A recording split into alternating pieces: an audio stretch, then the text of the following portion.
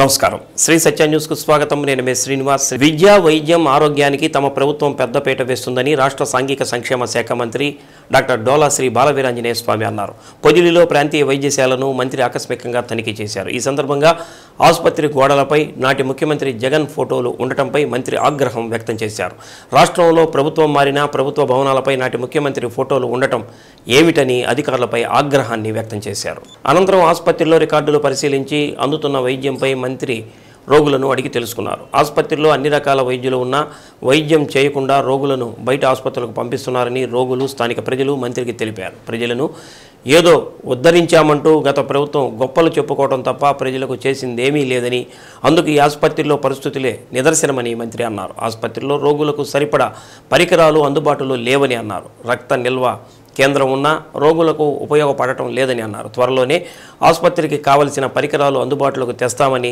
రక్త నిల్వ కేంద్రం కూడా ఏర్పాటు చేస్తామని అన్నారు తమ ప్రభుత్వం విద్య వైద్య ఆరోగ్యానికి పెద్దపీట వేస్తుందని ప్రజలకు మెరుగైన వైద్యం అందించడమే తమ లక్ష్యమని అన్నారు వైసీపీ హయాంలో మాదిరి ఉద్యోగులు నిర్లక్ష్యంగా ఉంటే సహించేది లేదని ఉద్యోగులతో కూటమి ప్రభుత్వం ఫ్రెండ్లీగా ఉంటుందని ఉద్యోగులు కష్టపడి పనిచేసి ప్రభుత్వానికి మంచి పేరు తీసుకురావాలని మంత్రి సూచించారు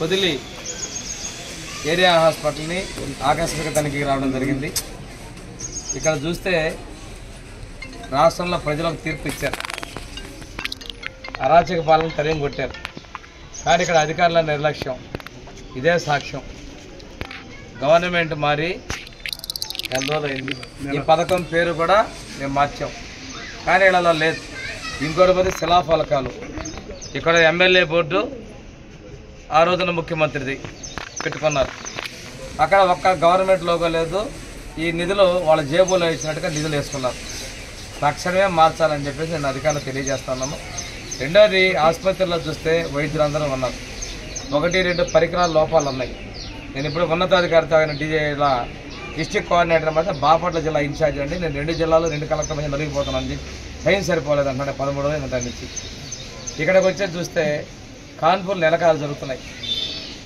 కాన్పులే కాదు కొంచెం ఉన్నటువంటి కేసులను కూడా బయటకు పంపిస్తున్నారు రక్త నిల్వల కేంద్రాలు ఉన్నాయని చెప్పి బ్లడ్ స్టోరేజ్ సెంటర్ ఉందన్నారు కానీ అధికారులు ఇక్కడ పూర్తిగా దాన్ని ఏర్పాటు చేయాల ఇవన్నీ ఏర్పాటు చేసే విధంగా చర్యలు తీసుకుంటాం డాక్టర్లకు నేను ప్రత్యేకంగా చెప్పడం జరిగింది ఏ కేసు వచ్చినా మీరు వైద్యం ఇక్కడే చేసే విధంగా చేయాలి ప్రజలు కూడా చాలామంది కేసులు ఏదైనా వస్తే మమ్మల్ని బయటకు పంపిస్తున్నారు అంటున్నారు రిఫర్ చేస్తున్నారు అంటున్నారు ఇక్కడ అన్ని రకాల వైద్యులు ఉన్నారు గైనకాలజిస్ట్ ఉన్నారు సర్జన్ ఉన్నారు జనరల్ మెడిసిన్ ఫిజిషియన్ ఉన్నాడు మత్తు డాక్టర్ ఉన్నారు అదేవిధంగా జనరల్ డాక్టర్ డ్యూటీ డాక్టర్లు ఉన్నారు పిల్లల డాక్టర్లు ఉన్నారు పంటి డాక్టర్లు ఉన్నారు స్టాఫ్ నర్సెస్ కూడా ఉన్నారు ఆ థియేటర్ ఉంది కానీ ఇది గత ప్రభుత్వం చాలా గొప్పగా చెప్పుకుంది మేము ఆరోగ్యం ఇస్తున్నాం పేదలందరికీ వైద్యం చేస్తాం అంటే డొల్లతనం అనేది ఇక్కడ బయటపడిపోయింది వాళ్ళది ప్రచారాల ఆర్భాటాలు పబ్లిసిటీ చేసుకున్నారు మంత్రి గారు కావచ్చు ప్రభుత్వం కావచ్చు కానీ ఇక్కడికి వస్తే ఇది ఆచరణ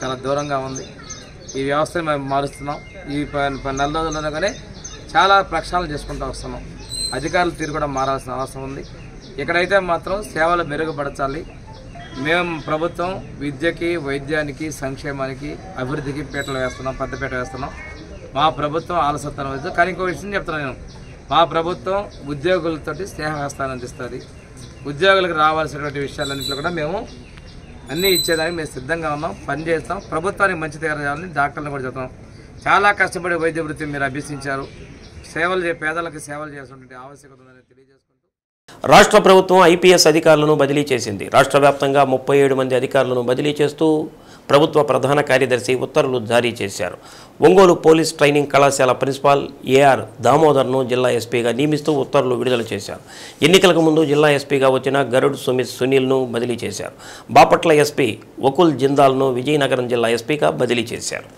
ఒంగోలులో అంతర్జాతీయ ప్రమాణాలతో షటిల్ కోర్టు ఏర్పాటు చేసి ఎంతోమంది క్రీడాకారులను తీర్చిదిద్దుతున్న లార్డ్ కృష్ణ బ్యాడ్మింటన్ అకాడమీ ఏర్పాటు చేయడం అభినందనీయమని శాసనసభ్యులు దామచర్ల జనార్దన్ అన్నారు లార్డ్ కృష్ణ బ్యాడ్మింటన్ అకాడమీలో 51వ ప్రకాశం జిల్లా బ్యాడ్మింటన్ ఛాంపియన్షిప్ 2024 క్రీడాకారుల సెలక్షన్ కార్యక్రమానికి ఆయన ముఖ్య అతిథిగా హాజరయ్యారు ఈ నెల 13, 14 తేదీల్లో జరుగుతున్న ప్రకాశం జిల్లా స్థాయి under 11, under 13, under 15, under 17, under 19 బాలబాలికల సెలక్షన్ టోర్నమెంటులో ఎమ్మెల్యే దామచర్ల, జిల్లా ఎస్పీ గరుడ్ సునీల్ యువ క్రీడాకారులతో బ్యాడ్మింటన్ ఆడి ఉత్సాహపరిచారు.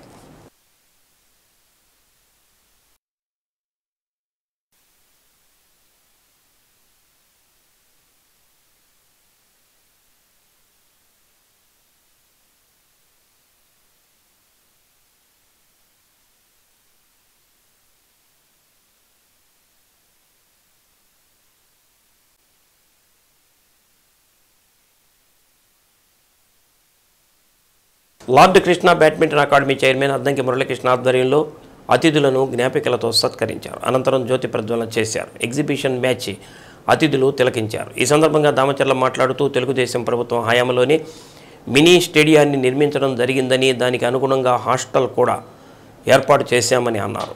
మళ్లీ గతంలోలాగా క్రీడాకారులకు మరింత ప్రోత్సాహం అందజేసేందుకు కృషి చేస్తామని పేర్కొన్నారు. ఒంగోలులో లార్డ్ కృష్ణ బ్యాడ్మింటన్ అకాడమీలాగా ప్రభుత్వ అకాడమీ ఏర్పాటు చేసేందుకు కృషి చేస్తామని అన్నారు. కార్యక్రమంలో additional SP Nageswara Rao, Hill City MD Pattipati Prasad, Vijayakrishna, Ashok Reddy, M Raghu, chief referee doctor K Ramesh, క్రీడాకారుల తల్లిదండ్రులు పాల్గొన్నారు.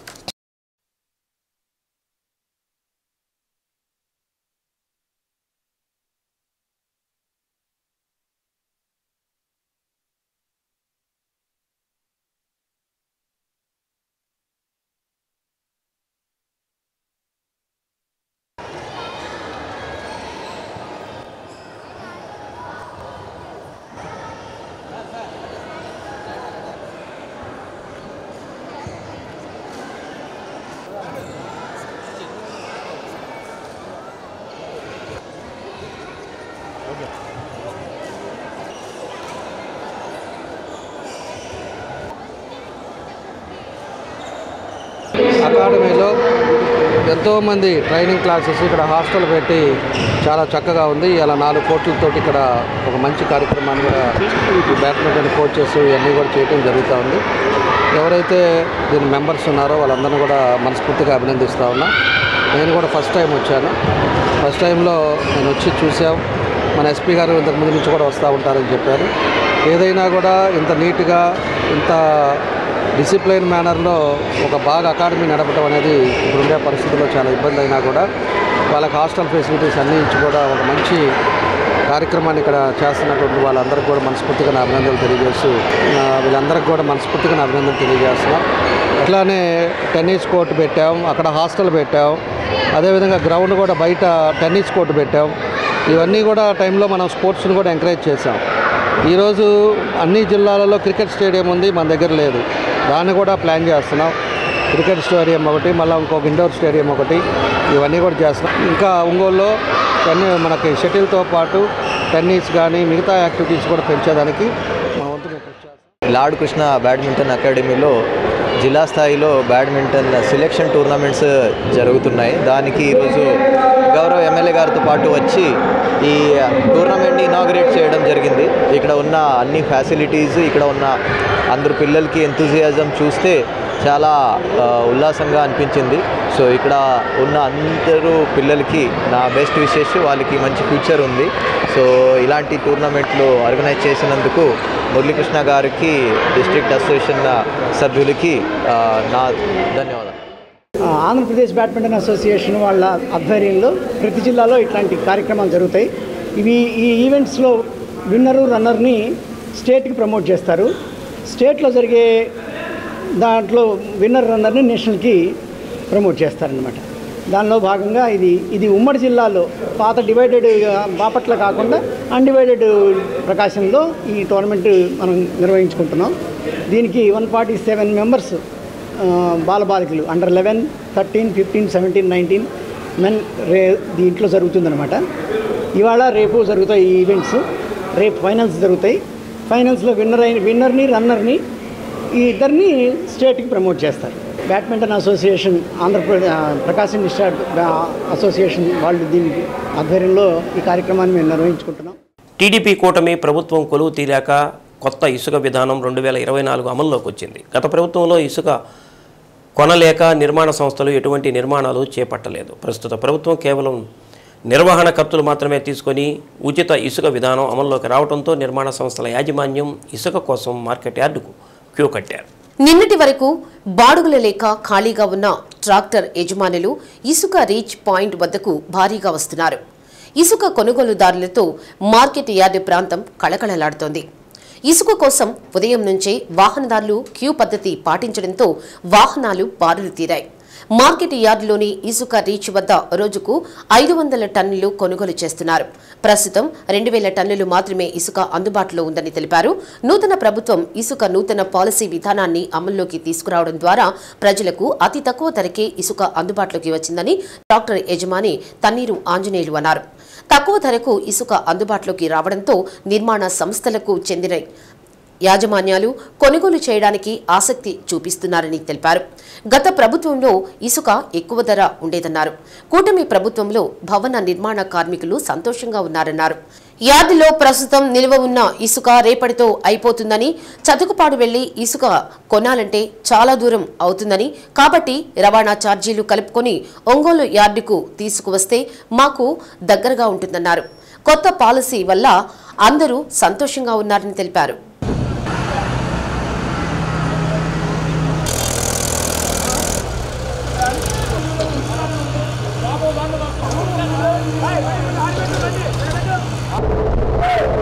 ఇసుక పాలసీ అనేది గతంలో కంటే కూడా ఇప్పుడు చాలా మేలుగా అనిపిస్తుంది.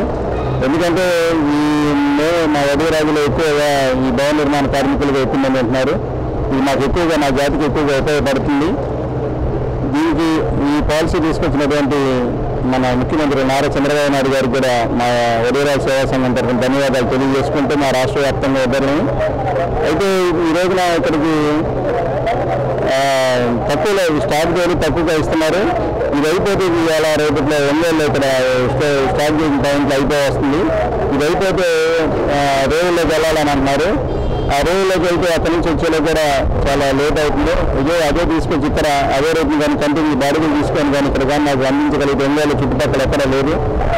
కాబట్టి అక్కడి నుంచి తీసుకొచ్చి స్టాక్ ప్లాంట్లో చేర్చి ఆ బాడుగు తీసుకొని మాకు అందిస్తే మాకు బాగుంటుందని కూడా మా అందరి తరఫున కూడా టీడీపీ రాష్ట్ర ఉపాధ్యక్షుడు శాసనసభ్యులు దామచర్ల జనార్దన్ రావు సమక్షంలో 40వ డివిజన్ కార్పొరేటర్ తేళ్ల చంద్రశేఖర్ టీడీపీలో చేరారు. ఒంగోలు నగరంలోని పార్టీ కార్యాలయంలో చంద్రశేఖర్కు ఎమ్మెల్యే దామచర్ల జనార్దన్ పార్టీ కండువా కప్పి పార్టీలోకి సాదరంగా ఆహ్వానించారు.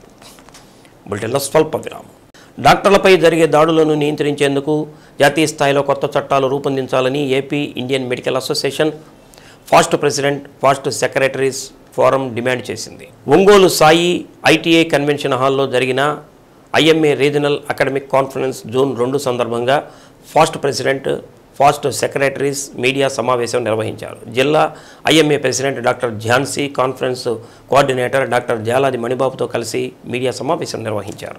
రాష్ట్ర ప్రభుత్వ సలహాదారుల్లో ఐఎంఏకు సంబంధించిన డాక్టర్లను నియమించాలని ఇండియన్ మెడికల్ అసోసియేషన్ నేషనల్ మాజీ ప్రెసిడెంట్ డాక్టర్ జి సమరం అన్నారు. వైద్యానికి రాష్ట్ర బడ్జెట్లో కేవలం 2% మాత్రమే కేటాయిస్తున్నారని, దాన్ని 15% పెంచాలని డిమాండ్ చేశారు. ఆరోగ్యం ప్రాథమిక హక్కుగా గుర్తించి ప్రతి గ్రామాన్ని హెల్త్గా తీర్చిదిద్దాలని పేర్కొన్నారు.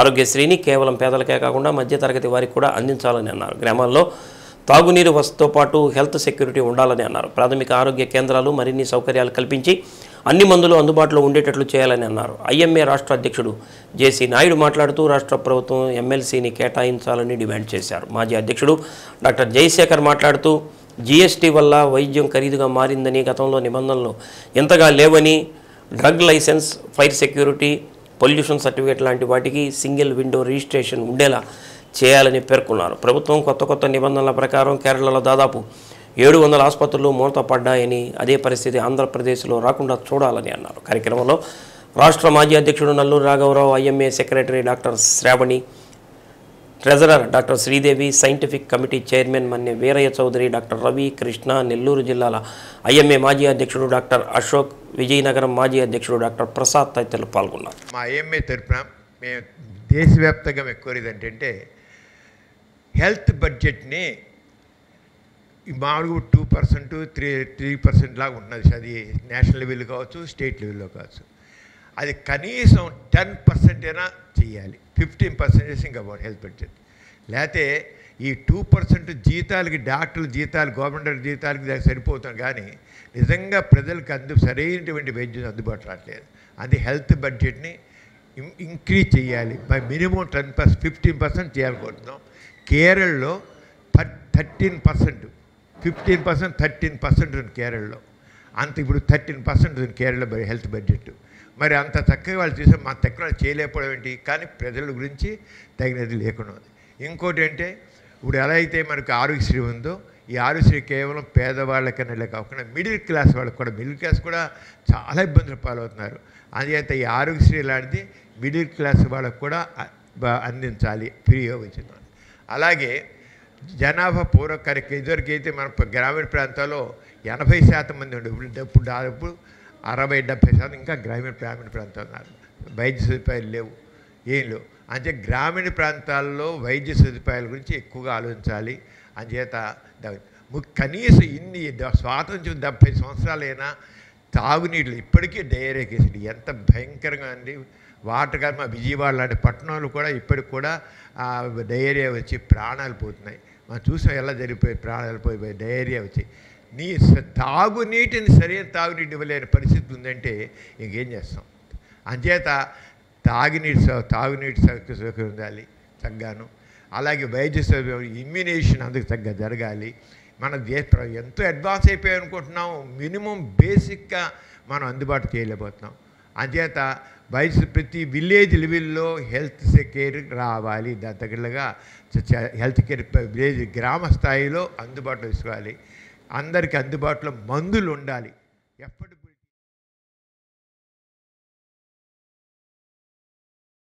ఇది ఓన్లీ ఐఎంఏ తరపున ఆల్ బ్రాంచెస్లో జరిగే అకాడమిక్ సెషన్. అంటే చాలా డిఫరెన్స్ ఉంది దీనికి.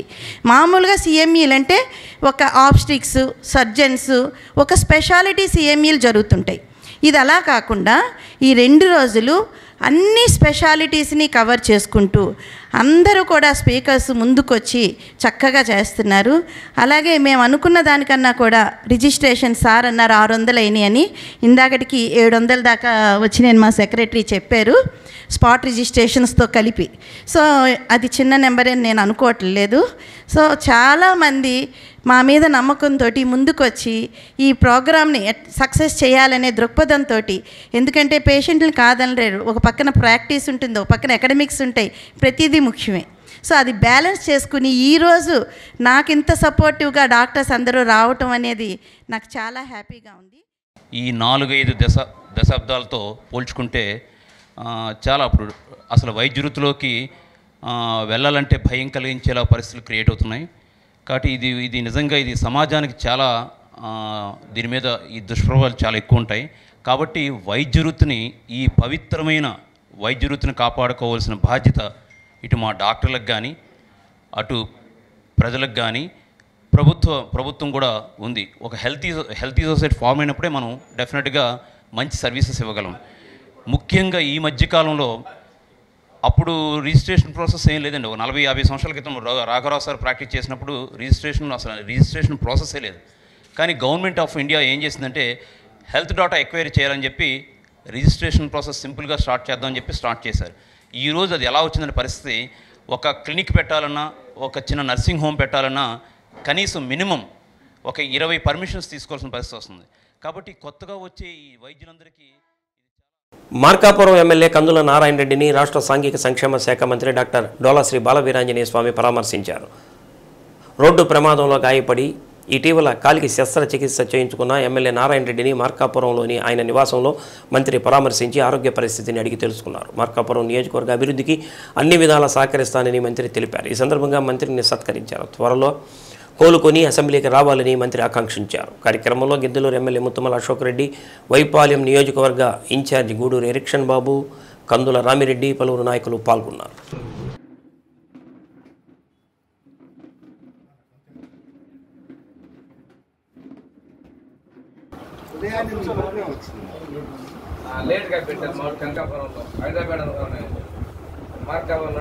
కొంచెం వెనకరండి.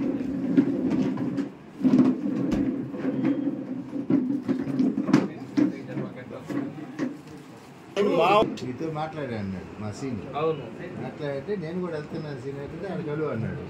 నైట్ ఎంత పెట్టారు ప్రోగ్రామ్ ఉంటుంది నైట్ మాట్లాడితే ఇక్కడ ఉన్నాను అన్నాడు. మార్కాపురంలో హైదరాబాద్ అనుకున్నాను నేను. కళలను కళాకారులను ప్రోత్సహించేందుకు రంగభూమి కళాకారుల సంస్థను ప్రారంభించి గత 7 సంవత్సరాలుగా ప్రతి 2వ శనివారం నిర్విఘ్నంగా కార్యక్రమాలు నిర్వహిస్తున్నామని రంగభూమి కళాకారుల సంఘం అధ్యక్షుడు బేతంశెట్టి హరిబాబు అన్నారు. 7వ వార్షికోత్సవం సందర్భంగా 2వ రోజు సభను నటరాజస్వామి విగ్రహానికి పూలమాలలు వేసి ప్రారంభించారు. ముఖ్య అతిథిగా కార్పొరేటర్ మలగ రమేష్ పాల్గొని మాట్లాడుతూ కళల పట్ల ఉన్న మక్కువతో పవన్ కళ్యాణ్ మీద ఉన్న అభిమానంతో జనసేనలోకి రావడం జరిగిందన్నారు. కవులను కళాకారులను ప్రోత్సహిస్తానని తెలిపారు. ప్రకాశం జిల్లా రచయితల సంఘం అధ్యక్షులు పొన్నూరు వెంకట శ్రీనివాసులు, కళా మిత్రమండలి అధ్యక్షుడు డాక్టర్ నూనె అంకమ్మరావు, గాయని గాయకులు పెండ్యాల సాయి మాస్టర్, ఎల్చూరి అనంతలక్ష్మి మాట్లాడారు. సంస్థ తరపున కార్యదర్శి అంగలకుర్తి ప్రసాద్, కోశాధికారి దేనవకొండ సుబ్బయ్య అతిథులను సత్కరించారు. మా రంగభూమి కళాకారుల సంఘం ప్రతి నెల 2వ శనివారం ఒక సంగీతం సంబంధించిన కార్యక్రమం కానీ, సాహిత్యానికి సంబంధించిన కార్యక్రమం కానీ, ఒక నాటిక కానీ, నాటకం కానీ ప్రతి నెల 2వ శనివారం జరుపుకుంటూ దిగ్విజయంగా 81 నెలల నుంచి ఈ విధంగా జరుపుకుంటూ వస్తున్నాము. ప్రజాప్రతినిధిని కలుసుకోవటానికి, మన సమస్యలు చెప్పుకోవటానికి రేపు మంచి అవకాశం కాబట్టి తప్పకుండా అందరూ కూడా వచ్చి రేపు కార్యక్రమాన్ని కూడా జయప్రదం చేయవలసిందిగా మిమ్మల్ని అందరినీ కోరుకుంటున్నాం. కళారంగం దాదాపు నాకు తెలిసి నేను చిన్న వయసులో చూశాను నాటకం, ఇవాళ చూశాను మళ్ళీ కూడా. దాదాపు నాకు తెలిసి ఒక 25-30 సంవత్సరాల తర్వాత నాటకాలు చూశాను. ఆ రోజులు నాటకాలు ఉండేవి, కానీ ఈరోజు నన్ను కూర్చోబెట్టి మరి నాటకం చూపించారు. చాలా ఆనందంగా ఉంది. ఈరోజు సినిమా రంగంలో పవన్ కళ్యాణ్ చిరంజీవి గారు అభిమానంతో రాజకీయంలోకి అడుగుపెట్టాను. పవన్ కళ్యాణ్ గారి పార్టీ నిర్మించడం, ఆ పార్టీతో నేను పోటీ చేయడం, గెలుపొందడం అన్నీ ఒక 2-3 సంవత్సరాలు గడిచిపోయినాయి. కాబట్టి సినిమా రంగం నా కళాకారులు అంటే నాకు చాలా అభిమానం. కాబట్టి దీనికి సంబంధించిన జనసేన పార్టీ ఎటువంటి దానికి అండగా ఉంటుందని మీ హరిబాబు గారికి అయితే మీ కమిటీ అందరికీ తెలియపరుస్తున్నాను. రాబో రోజుల్లో మీకు కావాల్సిన ఏవైనా సరే మన స్టేట్లో మంత్రివర్యులు కన్ను దుర్గేష్ గారు దీనికి సంబంధించిన సాంస్కృతిక సంఘానికి మంత్రివర్యులు ఉన్నారు. జనసేన పార్టీ తరపు నుంచి కన్ను దుర్గేష్ గారు ఉన్నారు. కాబట్టి దీనికి కావాల్సిన ఎటువంటి అయినా సరే జనసేన పార్టీ ఎప్పుడు అండగా తెలియజేస్తూ నాటక రంగానికి ఒక కొత్త ఊపును తీసుకొచ్చినటువంటి వాడు ఎన్టీఆర్ కళా పరిషత్ ద్వారా ఈదర హరిబాబు గారు. ఆ తర్వాత మన జిల్లాలో ఒక ప్రత్యేకమైనటువంటి ఒక ప్రఖ్యాతమైనటువంటి సంస్థగా రంగభూమి కళాకారుల సంఘం గత 7 సంవత్సరాల నుంచి ఈ కార్యక్రమాన్ని అప్రతిహతంగా నిర్వహిస్తుందంటే వాళ్ళని మనం గట్టిగా కరతాళ ధ్వనులతోటి అభినందించకుండా ఉండలేం. అందరూ కూడా ఇక్కడ ఉన్నటువంటి వాళ్ళందరూ కూడా కరతాళ ధ్వనులతోటి వారిని అభినందించాలి. త్రిమూర్తులు లాంటి వాళ్ళు వీళ్ళు ముగ్గురు. ఎవరు? అధ్యక్షుడు బేతంశెట్టి హరిబాబు గారు, ప్రధాన కార్యదర్శి మన అంగలకుర్తి ప్రసాద్ గారు, కోశాధికారి మన దేనుకొండ సుబ్బయ్య గారు. ఎందుకంటే వీళ్ళ ముగ్గురు కూడా ఒక్క మాట మీద నిలబడి ఈ కార్యక్రమాలన్నింటినీ కూడా విజయవంతం చేసే దాంట్లో ప్రధానమైనటువంటి భూమికను పోషిస్తున్నారు. అంటే కళలని కళాకారులని ఆదుకోవడంలో మొదటి వరుసలో ఉన్నటువంటి రంగభూమి కళాకారుల సంఘాన్ని ముందుగా అభినందనలతో తెలియజేస్తూ ఉన్నాను. ఎందుకనంటే ఇప్పుడు మేము మాట్లాడటం కంటే కూడా ఇది మాట్లాడే సమయం కాదు, తర్వాత నాటిక ఉన్నది కనుక సమయాభావం వలన వారిని అభినందిస్తూ మంచిగా మరలా ఇటువంటి కార్యక్రమాలను భవిష్యత్తులో కూడా ఇంకా వాళ్ళు ఘనంగా నిర్వహించాలని మనస్ఫూర్తిగా వాళ్ళని అభినందిస్తూ సెలవు. ప్రమాదవశాత్తు 3 అంతస్తుల భవనంపై నుంచి జారిపడి రాజస్థాన్కు చెందిన 33 సంవత్సరాల రమేష్ అనే వ్యక్తి మృతి చెందిన సంఘటన నగరంలోని పెద్ద మసీదు ప్రాంతంలో చోటు చేసుకుంది. వివరాల్లోకి వెళితే రాజస్థాన్కు చెందిన 3 స్నేహితులు పెద్ద మసీదు ప్రాంతంలోని 3 అంతస్తుల భవనంలో అద్దెకు ఉంటూ అదే ప్రాంతంలో మ్యాచింగ్ సెంటర్లో గుమస్తాలుగా పనిచేస్తున్నారు. రోజువారీగా దినచర్యలో భాగంగా 2 గుమస్తాలు షాపుకు వెళ్లగా రమేష్ అనే వ్యక్తి గదిని శుభ్రం చేసి పూజ చేసుకుని వస్తానని చెప్పాడని, గదితో పాటు కిటికీలు శుభ్రం చేస్తున్న సమయంలో కాలు జారి కిటికీలో నుంచి కింద పడి అక్కడికక్కడే మృతి చెందాడని మృతదేహాన్ని ఒంగోలు రిమ్స్కు తరలించారు. స్నేహితులు ఇచ్చిన ఫిర్యాదు మేరకు కేసు నమోదు చేసి దర్యాప్తు చేస్తున్నట్లు 2 టౌన్ ఎస్ఐ తెలిపారు.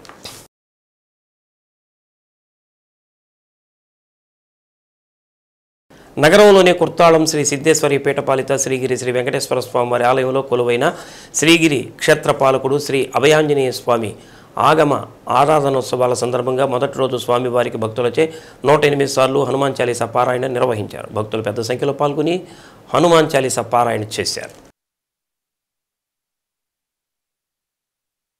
ఆషాఢ శుద్ధ సప్తమి రోజున ప్రతి సంవత్సరం అభయాంజనేయ స్వామి ఆగమన ఆరాధనోత్సవాలు నిర్వహిస్తున్నామని వేద పండితులు భానుప్రకాష్ శర్మ తెలిపారు. సాయంత్రం స్వామివారికి అర్చన, బుంజల్ సేవా కార్యక్రమం నిర్వహిస్తున్నట్లు తెలిపారు. భక్తులు పెద్ద సంఖ్యలో ఆరాధనా ఉత్సవాలలో పాల్గొని జయప్రదం చేయాలని కోరారు. కార్యక్రమంలో ఆలయ చైర్పర్సన్ ఆలూరి ఝాన్సీరాణి, ఆలయ అర్చకులు ప్రద్యుమ్న కుమార్, భక్తులు పాల్గొన్నారు.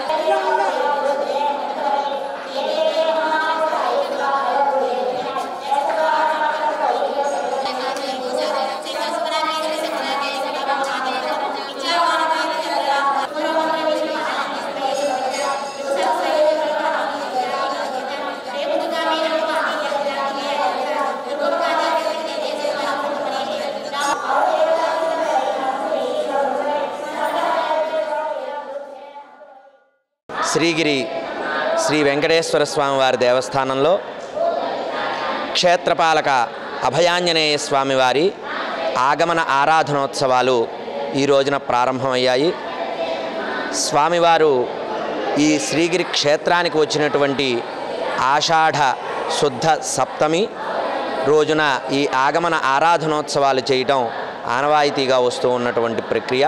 ఆ ప్రకారంగా ఈ రోజున 13వ తారీఖు శనివారం నాడు స్వామివారికి ఉదయం 7 గంటలకి విశేష స్నపన తిరుమంజనము, అలానే అష్టోత్తర శత హనుమాన్ చాలీసా పారాయణ 108 సార్లు హనుమాన్ చాలీసా పారాయణము, అలానే ఈరోజు సాయంత్రం శ్రీవారి ఊంజల సేవ కార్యక్రమములు ఈ రోజున జరుగుతాయి.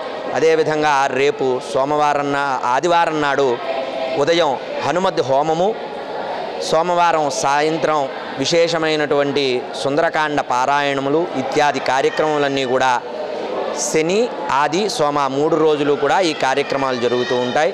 ఈ కార్యక్రమంలో భక్తులు విరివిగా పాల్గొని స్వామివారి అనుగ్రహానికి పాత్రులవుతూ ఉంటారు.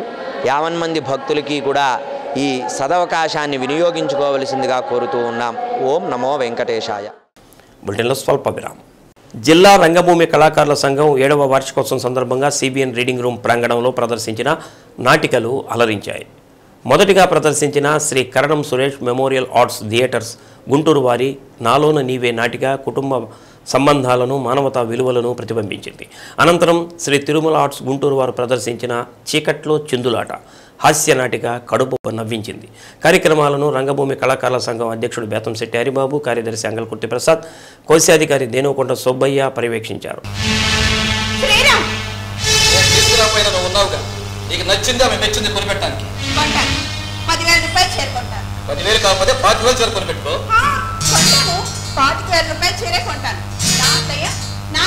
అంత నీ ఇష్టమే. ఎవరిని ఎక్కడ ఉంచాలి అక్కడ ఉండనివ్వగా. రేపు ఫంక్షన్కి నీ కొలీగ్స్, నా కొలీగ్స్, డాడీ ఫ్రెండ్స్ అందరూ వస్తారు కదా. అత్తయ్య అలా ఉంటే మనకే కదా బాధగా ఉంటుంది. మీ ఇష్టం. నా ఇష్టమేనా? నీ ఇష్టమే లేదా? నాతో కూడా చాలా సార్లు బాధపడ్డాను. ఒక జడ్జిగా ఎంతో మంది ఆడపిల్ల జీవితాన్ని కాపాడాను. రేపు ఈ విషయంలో నా కూతురు నన్ను నిలదీస్తే నేను ఏమి సమాధానం చెప్పను అంటూ చాలా విచారంగా మాట్లాడాడమ్మా. నిజమే. రేపు మనందరూ జారికి ముందు దోషంగా నిలబడాల్సి వస్తుంది. అందుకే జారికి రాగానే నన్ను నోరారా అమ్మా అని పిలువరా. ప్లీజ్ అమ్మా, చేయాల్సిన తప్పు ఎక్కువ చేశాను. ఈ విషయాన్ని జానికి చెప్తే ఎలా రియాక్ట్ అవుతుందో రాక్షసుడికి కట్టబెట్టామా. ప్రేమించి పెళ్లి చేస్తున్నప్పుడు తెలియదా శ్రీరామ్ ఎలాంటి వాడో? తండ్రినైనా నాకు చెప్పే ప్రేమించావా? పెద్ద చేసి ఉన్నతమైన చదువులు చదివిస్తే సమాజంలో నాన్న పరువు ఏమవుతుందనేది తెలియక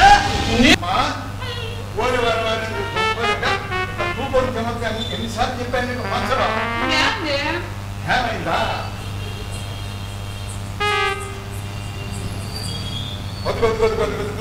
ముందింటి మంగమ్మ, పక్కింటి భారతమ్మ, ఈ పక్కింటి పొల్లమ్మ, వాళ్ళందరూ కళ్ళు నీకేదానమ్మా. చెప్తా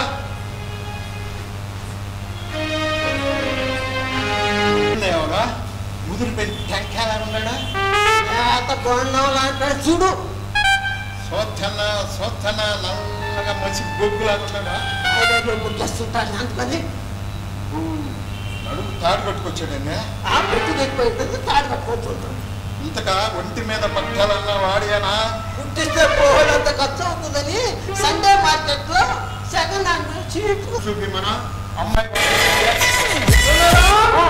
ఒకసారి చూపించు ఏంటి నచ్చి చూపిస్తే అమ్మాయి కూడా నేర్చుకుంటుంది.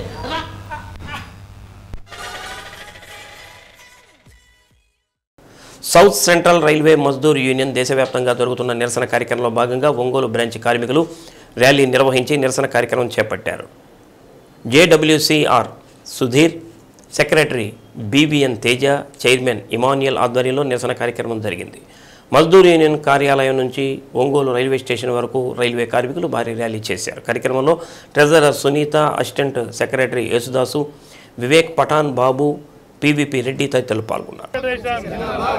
డియర్ కామ్రేడ్స్, ఈరోజు 29 రాష్ట్రాల్లో దేశవ్యాప్తంగా జరుగుతున్నటువంటి నిరసన కార్యక్రమంలో భాగంగా ఈరోజు సౌత్లో ఒంగోలు రైల్వే స్టేషన్ ముందు రైల్వే కార్మికులందరూ అన్ని డిపార్ట్మెంట్ల వారు నిరసన కార్యక్రమాన్ని తెలియజేయడం జరిగింది. ఈ నిరసన కార్యక్రమంలో భాగంగా ఓల్డ్ పెన్షన్ కావాలని కోరుతూ నూతన పెన్షన్ రద్దుపరచాలని కార్మికులందరూ భారీ ఎత్తున ఈరోజు ర్యాలీ చేయడం జరిగింది. నరేంద్ర మోడీ నిరంకుశ పరిపాలనకి ఆయన చెప్తున్నాడు, మన్ కీ బాత్ జిన్ కీ బాత్, నీ మన్ కీ బాత్ జిన్ కీ బాత్ మాకు అవసరం లేదయ్యా, నువ్వే పరిపాలించుకో, నువ్వు ఎంతకాలం పరిపాలించుకుంటావు నువ్వే పరిపాలించుకో, నీ ప్రధానమంత్రి సీటు మాకు అవసరం లేదు. కానీ మాకు కార్మికులకు ఇవ్వాల్సినట్టు బకాయిలు, కార్మికులకు ఇవ్వాల్సినటువంటి పెన్షన్ సుప్రీంకోర్టు తీర్పునిచ్చినా కూడా ఆ సుప్రీంకోర్టు తీర్పును కూడా ధిక్కరించి పక్కన పడేసి నువ్వు చేస్తున్న పనులు అనిల్ అంబానీకి, ఆదానికి ప్రైవేటీకరణ చేయాలని చెప్పి నీ ఉత్సాహాన్ని మేము రైల్వే కార్మికుల కడుపు కొడుతూ మరి కరోనా టైంలో ఫ్రంట్ లైన్ స్టాఫ్గా పనిచేసి మరి సరుకు రవాణాలో కానీ, ట్రైన్లు పంపించడంలో కానీ, ప్యాసింజర్ ట్రైన్లో కానీ, డ్రైవర్లు, గార్డులు అన్ని డిపార్ట్మెంట్ కూడా ఇంజనీరింగ్ కార్మికులతో సహా ఎమర్జెన్సీ కరోనా టైంలో చనిపోతే ఒక్క కార్మికుడు కూడా పట్టించుకో, నువ్వు ప్రైవేటీకరణ పేరుతో కార్మికుల కడుపులే కొట్టడం కాక మరి ఈ పెట్టుబడిదారి వ్యవస్థని పునరుద్ధరించి ఈ అనిల్ అంబానీకి, ఆదానికి నువ్వు ఈ రైల్వేని కట్టబెట్టాలని చూడడం కబడ్దారని చెప్తా ఉన్నాం.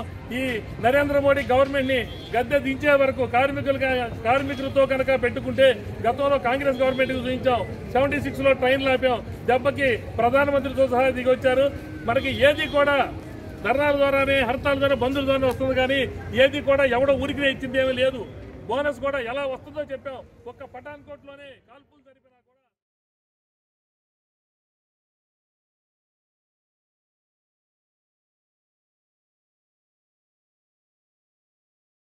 మెరిట్ విద్యార్థుల చదువుకు ఎటువంటి ఆటంకం కలగకుండా చేయూతనందిస్తున్న విద్యోన్నతి ఫౌండేషన్ చేస్తున్న సేవలు అభినందనీయమని ఎంఈఓ 1 బోతాటి సుధాకర్ రావు అన్నారు. కాకాణిపాలెం జిల్లా పరిషత్ ఉన్నత పాఠశాలలో విద్యోన్నతి ఫౌండేషన్ ఆధ్వర్యంలో మెరిట్ విద్యార్థులకు స్కాలర్షిప్ పంపిణీ కార్యక్రమం హెచ్ఎం గురవయ్య అధ్యక్షతన జరిగింది. ఈ ఏడాది 30 మందికి 10,000 రూపాయల చొప్పున ఇస్తున్నట్లు ఫౌండేషన్ డైరెక్టర్ దూలిపాళ్ల వీరనారాయణ తెలిపారు. విద్యోన్నతి ఫౌండేషన్ కు తన వంతుగా డాక్టర్ చెదలవాడ ఫణీంద్రబాబు 20,000 రూపాయలు, పెంట్యాల గంగాధర్ 20,000 రూపాయలు, సిండికేట్ బ్యాంక్ విశ్రాంత మేనేజర్ తాళ్లూరి బాబురావు 10,000 రూపాయలు ఇస్తున్నట్లు ప్రకటించారు.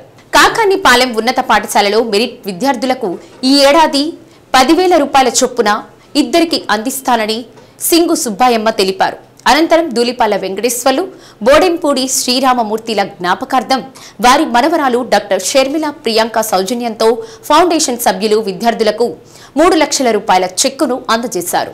పాఠశాల ఆవరణలో మొక్కలు నాటడంతో పాటు మెరిట్ స్కాలర్షిప్ పొందిన విద్యార్థులకు మొక్కలను అందించారు. పాఠశాల ఆవరణలో పలు రకాల మొక్కలు నాటారు. కార్యక్రమంలో M Trimurthulu, Bodempudi Jayashankar, Maparthi Sambasiva Rao, Chappidi Veeraiah, Maladi Srinivasa Rao, PD Muddana Vishnu Prasad, HM KV Srinivasa Rao, విశ్రాంత హెచ్ఎం కమలాకర్ రావు తదితరులు పాల్గొన్నారు. ఈ కార్యక్రమం రవికుమార్ గారు, ఉన్నటువంటి సమానులు గారు, ఈ పార్టీ ప్రధాన దాతలు, అదేవిధంగా మా మిత్రులు డాక్టర్ గారు ఫణీంద్రబాబు గారికి, అద్దంకి మండల విద్యాశాఖాధికారులు అయినటువంటి గంగాధర మాస్టర్ సుధాకర్ గారికి, వేదిక మీద ఉన్నటువంటి మా హెచ్ఎంస్ అయినటువంటి కేవీ శ్రీనివాస్ గారు, అట్లానే హరి కమలేశ్వరరావు గారు, అందరికీ ముందుగా నా యొక్క నమస్కారాలు. మీ అందరికీ శుభాభినందనలు. నారాయణ గారు చెప్పారు, సమాజంలో ఈ సేవ ఆదరించి మేము పొజిషన్కి వెళ్ళాము. ఆయన ఒక బ్యాంక్ మేనేజర్ గారు రిటైర్, మంచి పొజిషన్లో. నేను మంచిగా ఉన్నాను కాబట్టి ఈ సమాజానికి చేయాలి అనే ఆలోచన ఆయన రావడం అనేది చాలా గొప్ప విషయం.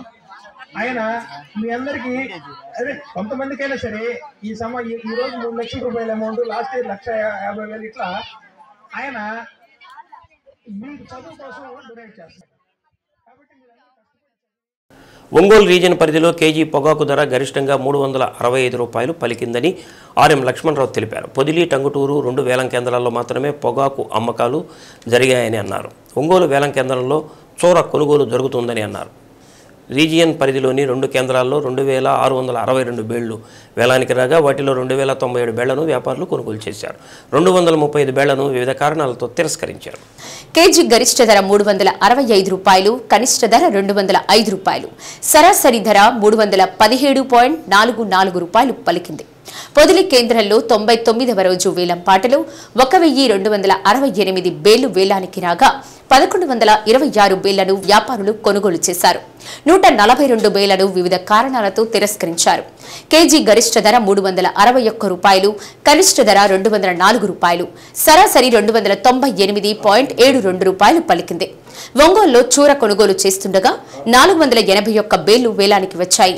వాటిలో 460 బేళ్లను వ్యాపారులు కొనుగోలు చేసి 21 బేళ్లను వివిధ కారణాలతో తిరస్కరించారు. దివ్య హెల్పింగ్ హ్యాండ్స్ ఆర్గనైజేషన్ ఆధ్వర్యంలో దాతల సహకారంతో కొమరోలు మండలంలోని చుట్టుపక్కల గ్రామాలకు ఉచితంగా డెడ్ బాడీ ఫ్రీజర్ బాక్సును ప్రభుత్వ వైద్యశాలకు అందజేశారు. ప్రభుత్వ వైద్యశాల చైర్మన్ కామూరి అమూల్య, డాక్టర్ చైతన్య దీపక్ ఫ్రీజర్ బాక్సును ప్రారంభించారు. ఏ కుటుంబంలోనైనా వ్యక్తి మరణిస్తే బంధువులు చివరి చూపు చూసుకోవడానికి రావడానికి సమయం పడుతుంది. కాబట్టి మృతదేహాన్ని భద్రపరచడానికి ఈ ఫ్రీజర్ బాక్సును ఉపయోగపడుతుందని దివ్య హెల్పింగ్ హ్యాండ్స్ ఆర్గనైజేషన్ అధ్యక్షుడు లొక్కు శరత్ బాబు అని తెలిపారు. ఫ్రీజర్ బాక్స్ ప్రభుత్వ వైద్యశాలలో అందరికీ అందుబాటులో ఉంటుందని అన్నారు. కార్యక్రమంలో చిన్న పేరయ్య, సిద్ధయ్య, సునీల్ కుమార్ నాయుడు, సుమన్, రామ్మోహన్, బెంజమిన్, అంజీ, చెన్నయ్య తదితరులు పాల్గొన్నారు.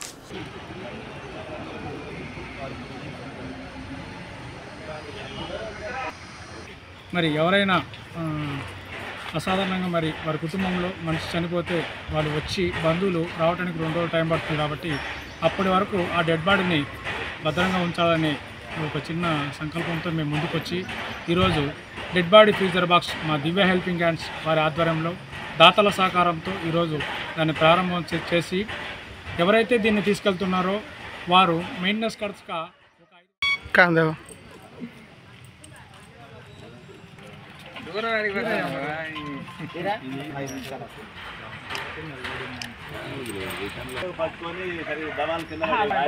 శ్రీ సత్య న్యూస్లో నేటి మాట.